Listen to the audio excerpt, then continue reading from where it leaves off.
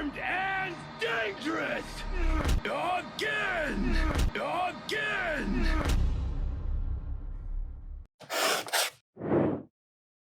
Hello again. I'm JS Almenchon from Brushpoint, a freelance illustrator from the Philippines with nearly a decade's worth of game art experience. Welcome to Brushpoint. Have you guys ever heard of the game Marvel Rivals? I got bubble one shot! Turn around! Bob takes one! Oh my god! He trolled!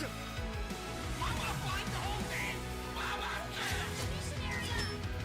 As you can see, people are going crazy over this game. But what drew me in personally was not just the game but its art. The art is just so good.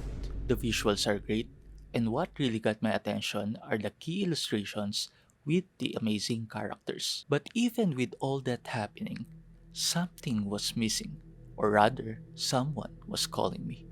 Could it be? Is it them? The dark side? No, it's just my urge to get this video to thousands of likes and views. So we thought, what if we did the Marvel supervillains as key art? We can do that, can't we? Right? So, of course, we immediately announced our Marvel Rivals Art Challenge in our community to get things started. We did a poll where Thanos, Doctor Doom, Green Goblin, Dormammu, Ultron, and Kang won the vote. So here we are now doing research. No, we mean real research. No, seriously, real research. First, we tried our best to search all the art in Marvel Rivals, including the characters, loading screen art, and key art.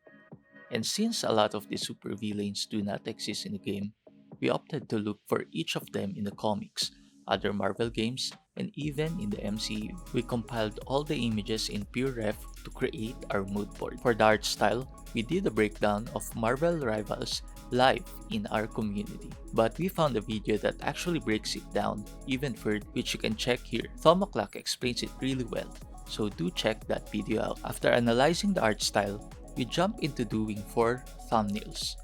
The focus here is the composition, to highlight the supervillains. In this stage, we don't want to think about the details, the render, or even the accurate designs, only to focus on solving the big problems. May that be using shapes and our limited amount of value keys. With thumbnails done, we chose option D, wherein we think that the characters are grouped well. We also noticed that Marvel Rivals tries to be flexible and efficient with its composition. With that in mind, they opt to use it in different aspect ratios like this one. So we had to also consider composing it that way, vertically. Now, before doing the actual line art, we have to set up the perspective. We draw the basic forms of characters, or what we also call mannequins, which I learned from Blake Bune's workshop last year. Once satisfied with the forms, considering their perspective, I then started doing a cleaner line art on top of it. There are many different designs of each of our supervillains, but we mainly base it on the design from the comics and tried to push the shapes to match the Marvel Rivals art style. Now that the hard part is over, we can now proceed to explore color variation.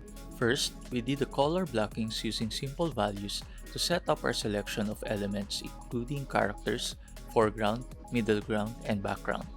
With this, we can add shadow and light layers easily, but still constantly check and follow our finished thumbnail.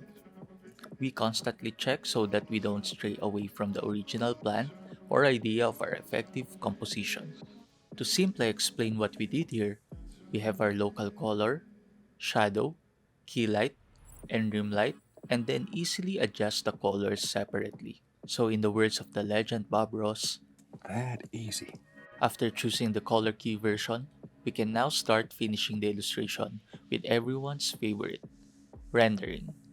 We just continue building up the values at this point, especially in the midtones and being critical with the material painting. At this point, make sure to clean up your layers as well, so you won't be confused while painting.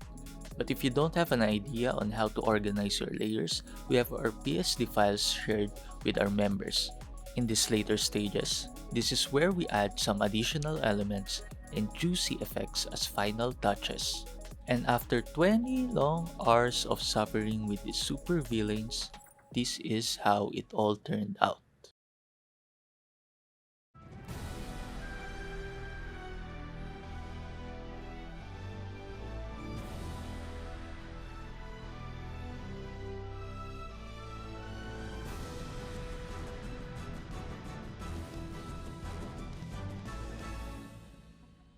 So, that was it. A month-long challenge compressed in one video. Now, if you're curious about our whole illustration process, we broke down 4 easy steps for you to check out right here.